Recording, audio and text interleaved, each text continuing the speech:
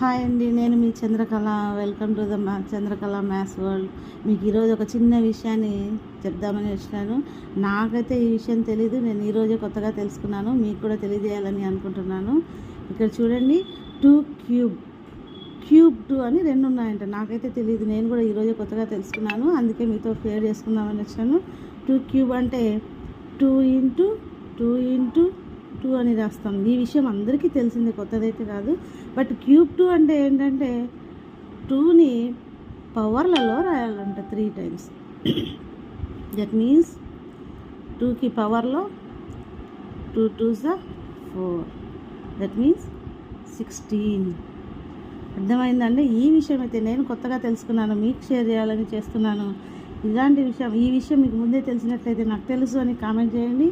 మీకు నచ్చినట్లయితే ఒక లైక్ చేసి, షేర్ చేసి, సబ్స్క్రైబ్ చేసుకోండి. Thank you.